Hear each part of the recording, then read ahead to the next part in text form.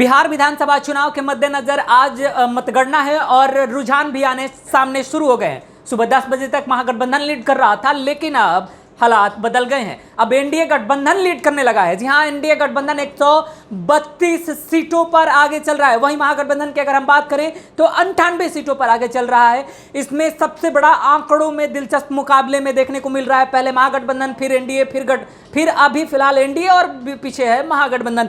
हम तमाम सीटों पर बात करेंगे, लेकिन कुछ हॉट सीटों को पहले ले लेते हैं। अभी हमारे साथ जुड़ेंगे हमारे सहयोगी साहुल पांडे। साहुल, क्या कुछ खास जानकारी है आपके पास? देखिए, जो बातें आपने बताई वो एकदम सही है, लेकिन एक बड़ी अपडेट दे देते हैं कि अमौर से जो है AIMIM जो है उनके कैंडिडेट हैं अख्तरुल इमाम, वो आगे बताए जा रहे हैं। इसके अलावा किशनगंज सीट की जहां तक बात की जा रही थी, वहां पर अभी तक कोई AIMIM का जो है दबदबा नहीं दिख रहा है।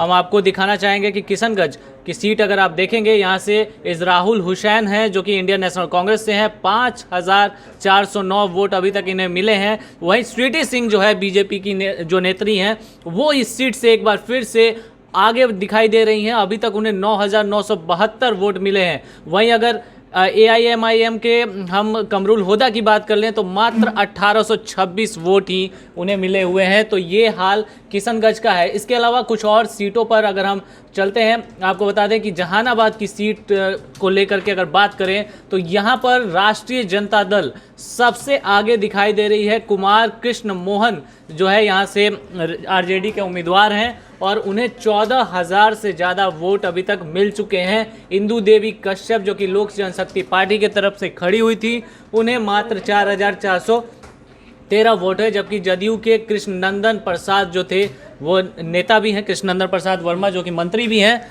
उन्हें जो है फिलहाल 8,140 वोट ही मिले हैं। यानी कि मंत्री जी जो है फिलहाल अभी पीछे चल रहे हैं। आगे क्या होगा ये हम आपको फिर से बताएंगे। अब आपको लेके चलते हैं हम भागलपुर को अगर हम लेकर के बात करें तो अजीत शर्मा वहां से कांग्रेस के प्रत्याशी हैं। उनकी बेटी नेहा शर्मा है जो कि बॉलीवुड अभिनेत्री भी हैं। उनके लिए आकर प्रचार प्रसार भी की थी। देखते हैं वहां का क्या हालात हैं। साहुल, तो भागलपुर की अगर बात करें, जैसा कि आपने बताया, नेहा शर्मा पहुंची हुई थी। एक भीड़ दिखाई दिया था। नेहा शर्मा का अपना एक फैन फॉलोइंग है, वैसे उससे लग रहा था कि कुछ फायदा होगा, लेकिन फिलहाल उनके पिताश्री जो है इस सीट से पीछे है। 6,656 वोट अभी तक उन्हें मिले हैं।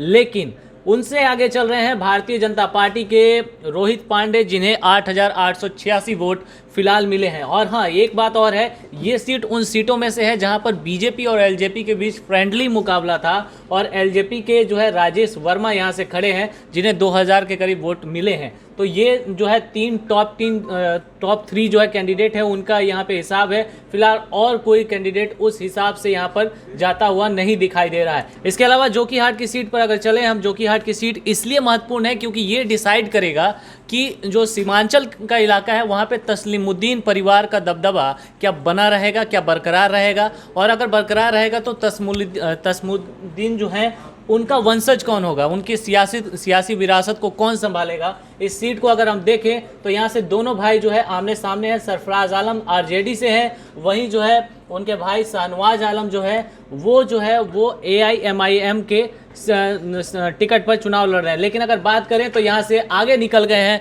भारतीय जनता पार्टी के रंजीत यादव। एक बड़ा नाम, बार बार कहा जाता था कि बहुत पैसे वाले इंसान हैं और यही कारण है कि उनको आज बीजेपी ने टिकट दिया। लेकिन अब यहाँ पे हम देख रहे हैं कि 16,650 वोटों से वोट उन्हें अभी तक मिले हैं। वहीं सरफराज आलम जो कि यहाँ से जो है जब सांसद का चुनाव हुआ था, बाई इलेक्शन हुए थे, उसमें जीत करके वो गए थे अररिया सीट पर। और अब अभी यहाँ पर आप देखेंगे तो 6,107 वोट ही मिले हैं। सिटिंग MLA हैं यहाँ के शाहनवाज, उन्हें मात्र 2,308 जो है वोट मिलती हुई दिखाई दे रही है। अब मैं आपको एक और सीट के बारे में चलते चलते बता देना चाहूँगा, इमामगंज की सीट पर। इसके बारे में आपको बता देते हैं कि यहाँ से फिलहाल उदय नारायण चौधरी, एक बड़ा नाम जो है वो आपको यहाँ पे दिखाई देगा और वो फिलहाल इस सीट से राजद के कैंडिडेट हैं और आगे हैं। 10,000 से ज़्यादा वोट उन्हें मिले हैं।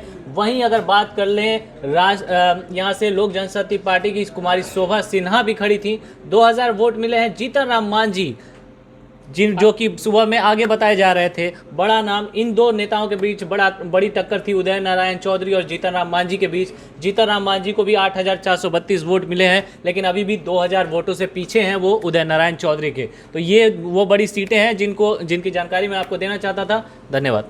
लेकिन जिस प्रकार से रुझान के आंकड़े पिछले 1 घंटे में बदले हैं, उससे तस्वीरें अब काफी बदल चुकी हैं। हालांकि देखने वाला बात है कि असली जो आखिरी जो रुझान है वो कैसा आता है, उसका क्या हालात होते हैं, किसको कितनी सीटें मिलती हैं। लेकिन फिलहाल कौन कहां पर कितनी बढ़त बनाए हुए, तमाम जानकारी के लिए आप हमारे साथ बने रहिए, क्योंकि हर पल पल की खबर हम आप तक पहुंचाएंगे। हमारे साथ सभी जिलों से संवाददाता भी जुड़े हुए हैं जो ग्राउंड जीरो से रिपोर्ट पहुंचा रहे हैं, तो हम भी तमाम जानकारी आप तक जरूर पहुंचाते रहेंगे। फिलहाल इस खबर में इतना ही। आगे की खबरों के लिए बने रहे हमारे साथ। नमस्कार।